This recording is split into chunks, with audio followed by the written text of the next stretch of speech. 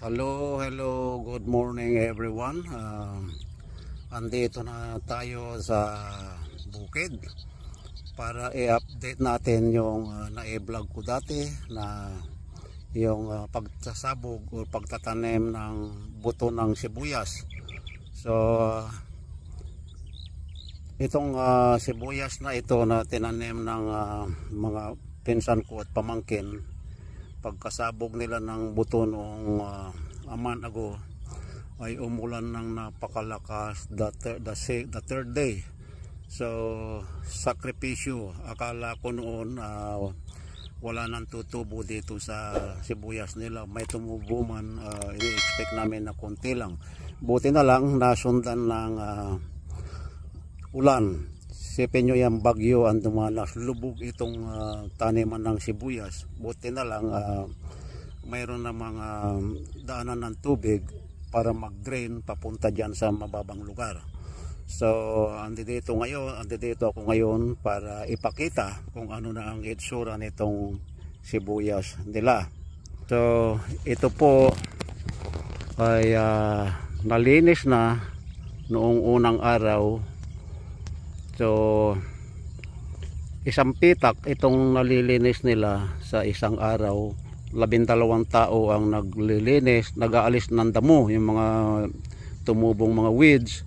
So bali ang isang line 1, 2, 3, 4, 5, 6, 7, 8, 8 na kahon kung tawagin. So tingnan natin, lalapit tayo, i-close up natin kung ano na ang itsura nitong sibuyas nila. Ayan, ang dami palang tumubo. Ito yung sinasabing jackpot. Kung ito ay wala nang bagyong darating na malakas, napakaraming sibuyas po ang maaani rito. Kasi yan, makapal yan. I-apply dyan ang tining, yung magbabawas para i-transplant yung mababawas dyan. So ayan, nasa ano tayo, ito ang tinapos daw nila sa unang araw. So ito, makikita naman natin dito, ito yung pinaka dike nya, pilapil. So dyan dadaan ang tubig sa kanal na yan pag nagpatubig. So andito tayo ngayon sa pangalawang araw na tinapos nila. Ngayon andito tayo ngayon sa pangatlong pitak na nililinis. So sa araw na ito, sabi nitong mga naglilinis, nagtatanggal ng damo, ay matatapos sa araw na ito. Kasi 12 sila at alam nila na matatapos nila ito. Iyon ang expectation nila. So ganito lang po ang ginagawa nila na paglilinis. Ipakikita natin ng close up. May dalawa rito sa unang sa huling kahon pala. So ito, napaka makapal na po ang damo. So, ayan po yung mga tinatanggal nila, mga yan. Ayan. Ito tawag dito yung ngalob, parang wild spinach. Nakakain po yan at gamot daw. Ito yung salsalapi kung tawagin. Ito naman in Ilocano, barisanga. Ito naman kulkulnut in Pangasinan. Ayan. So ayan yung mga naglilinis dito, bumukod sila para nakatalikod sila sa nakaharap sa araw. May payong naman. So ayan, ito yung mga naglilinis dito. So magkano ang per day? 320.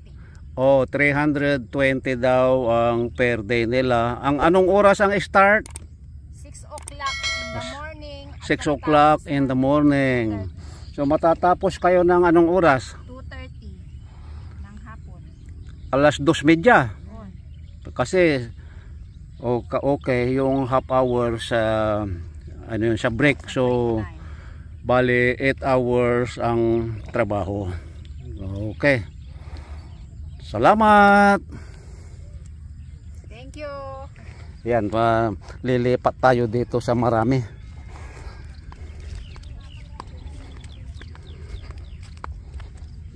Mamaya i-interviewin natin yung may-ari.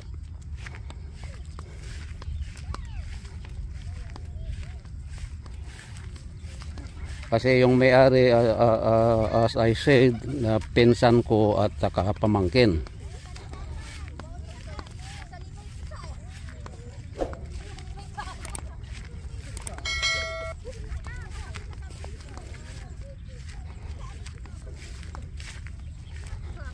So malapit na tayo sa kanila. Ang pagsisibuyas mga kapatid ay parang nakikipagsugal. Pagka naswertehan mo, biglang yaman ka. Pagka minalas ka naman, pobre ka.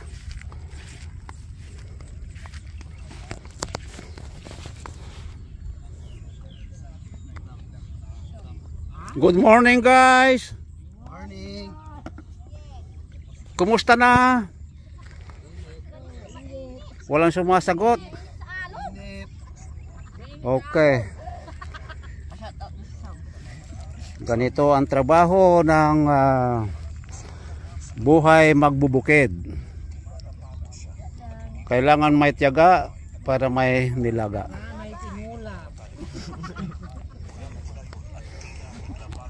So, shout out sa inyong lahat. Okay. So, ayaw ko silang istorbohin kasi ito ay arawan sila. Kailangan walang nakatambay pag oras ng trabaho. Break time lang nila ang doon sila makaka-relax. Alright.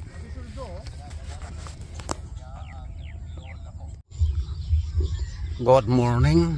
On the third day after cleaning or removing the weeds of the yung onion, ito bumalik ako dito sa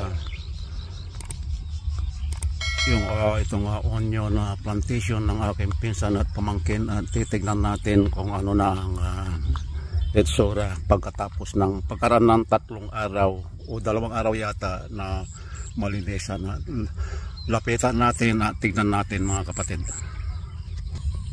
So ito na, andito na tayo sa sibuyasan ng aking pinsan at pamangkin. Kasi nakausap ko yung aking pamangkin na itanong ko kung anong susunod na process. Ay sabi niya ay lalagyan ng fertilizer. So lapitan po natin at i-close up natin. So ito na po. Naku, ang dami talaga oh. Sinabugan na ng kuwan na may fertilizer. Yan yung mga puti na yan po. Yan ang mga granule fertilizer. So hindi ko alam kung anong klase ito, kasi pagka yung sa tingin ko parang urea or 1620 something. Kasi kung sulfate, yung purong nitrogen, yung overnight na sinabugan yan, magme-melt na. So